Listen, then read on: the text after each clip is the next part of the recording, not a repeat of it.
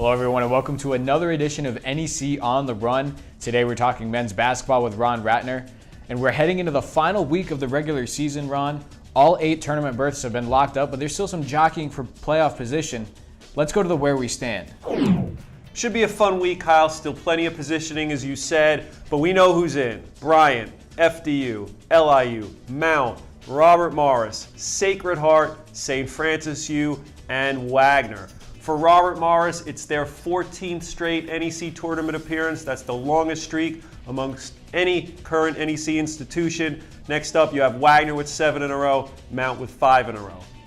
One of the goals of each team at the start of the year is to host a quarterfinal playoff game. 2 teams have accomplished that. Mount St. Mary's and LIU will be hosting. Wagner just a win away from securing a game at the Spiro Center. St. Francis U, FDU, Bryant, Sacred Heart, they're still in play for that quarterfinal home game entering the final week of the regular season. What about the race for the regular season title? Mount St. Mary's still in the driver's seat, a 2-game lead over LIU Brooklyn with 2 to play. But the 2 teams meet on Thursday in Emmitsburg. Should LIU win, down to a 1-game lead. Now, Kyle, even if the Mount loses to LIU in that big game on Thursday, they can still clinch the number 1 seed if Fairleigh Dickinson and St. Francis U win. Mount St. Mary's plays St. Francis Brooklyn on Saturday. LIU heads to Wagner. Should the 2 teams finish tied, LIU can still win the number 1 seed based on tiebreakers. Now, last week the Mount left the door open just a crack for the Blackbirds to perhaps snag that number 1 seed when they lost to the Seahawks 69-65. This Mike Amon layup with 53 seconds left to play was the key bucket. Meanwhile, we had a great NEC TV game on Saturday between Red Hot Sacred Heart and LIU. Sacred Heart had come into the game winners of 5 straight. LIU had won 3 straight. It all came down to the last few seconds, and this Iverson Fleming block on a Cha-Cha Tucker 3-point attempt meant LIU had won their 4th in a row and, more importantly, was still alive in the race for the number 1 seed. And just remember, fans, the 36th NEC basketball tournament, you can follow it on Twitter at NECBBT, starts March 1st at campus sites for the quarterfinal round, semis on March 4th, and then the championship on March 7th, 7 p.m. on ESPN2. All right, Ron. Well, thanks for that great in-depth look into the NEC playoff race. Do you have anything else for me? I have a few shout-outs this week again, Kyle. First shout-out, Keith Braxton. He won his 7th NEC Rookie of the Week award this past Monday. That now ranks him 5th all-time in league history for most Rookie of the Week awards. Congratulations, Keith Braxton. I'd also like to shout out St. Francis Brooklyn's Rasheem Dunn. St. Francis has had so many great New York City guards in recent years. Ricky Cadell, Akeem Bennett, Brent Jones, to name a few. Rasheem Dunn's the latest to add to that list. This past weekend, he set a new single-season freshman scoring record for the Terriers. He has 385 points on the year. That broke a 20-year-old mark. Rasheem Dunn ranks 3rd amongst all first-year players with over 13 points a game as he wraps up a fantastic freshman year this weekend. Kyle, my final shout-out goes to the co-Rookie of the Week, Blake Francis of Wagner College. Francis was on fire from 3-point range last weekend. Hit 7 out of 10 over 2 games, including 4 out of 5 from long range in a career-high 20-point performance against Mount St. Mary's. Francis hit 6 straight free throws down the stretch to give the Seahawks their biggest win of the year over the first-place Mount. Just a freshman, Francis currently ranks 2nd in the league in 3-point accuracy, hitting over 45% of his shots on the year. All right, Ron. Well, Blake Francis, Keith Braxton, and Rasheem Dunn, just a couple of players to keep an eye on in the next few years around the NEC. Now let's shift gears to under the radar. Who do you got this week? Kyle, we've been saying how challenging it is by the end of the year to keep finding these under the radar players. This one I had in my back pocket, but I think this past week he went from under the radar to on the radar for opposing head coaches. LIU Brooklyn sophomore Raekwon Clark last week shot nearly 86% from the field to win NEC Player of the Week honors. Now, he did this coming off the bench, only playing 47 minutes over the 2 games. But in that time, he averaged 16 points, 7 rebounds, 2 steals, and didn't commit a single turnover as LIU beat St. Francis in the annual Battle of Brooklyn. And in the game we talked about earlier against Sacred Heart on NEC TV, in that 83-82 win, he poured in 17 points, including 7 offensive rebounds in the game.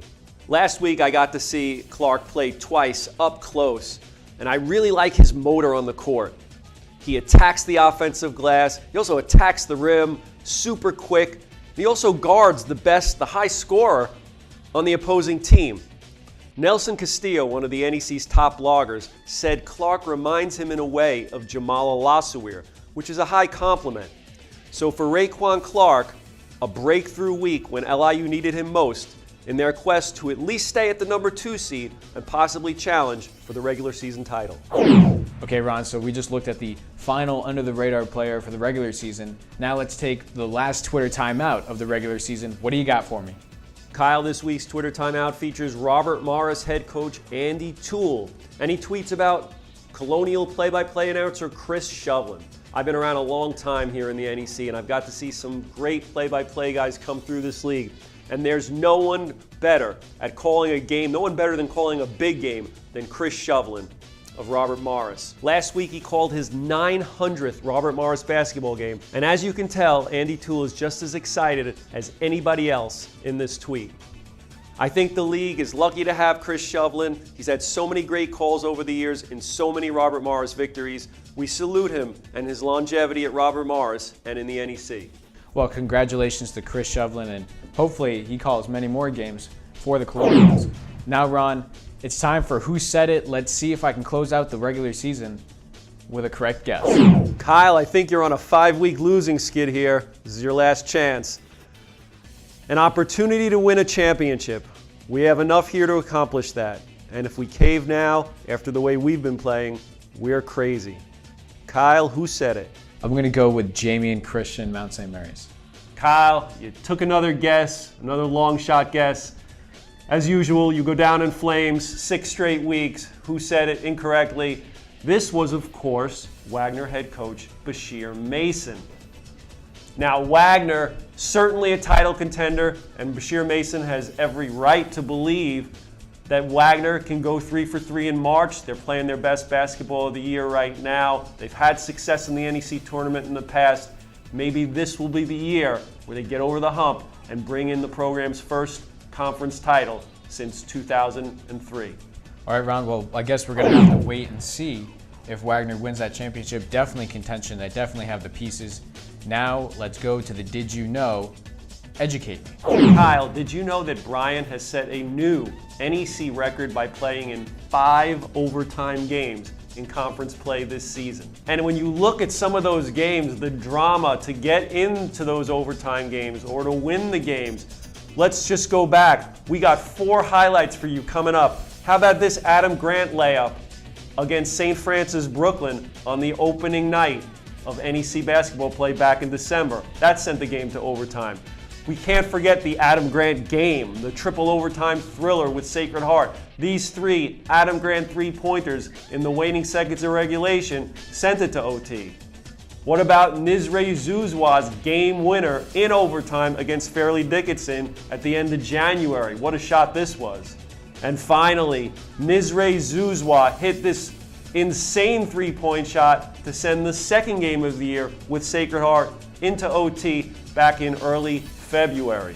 Plenty of drama with Tim O'Shea and Brian. They've played 10 games that finished with margins of 5 points or less this season. They're used to it. Maybe it'll help them come the tournament. All right, Ron, well, now let's take a look at NEC TV games. We got a couple of ones to close out the regular season. What do you got? The big game, we talked about it earlier. Mount St. Mary's, LIU Brooklyn, 1 versus 2 this Thursday. It's the wild card game. This was an easy one to pick this year. It's going to be on CBS Sports Network, beaming nationwide Thursday at 7 p.m. Then on Saturday, a game with seeding implications for sure, Sacred Heart Robert Morris. It's a doubleheader, women's game at noon. The men will tip off at 3 p.m. on ESPN3. And Kyle, come playoff time in the quarterfinals, MSG Plus and Fox College Sports will broadcast 2 of the 4 quarterfinal games.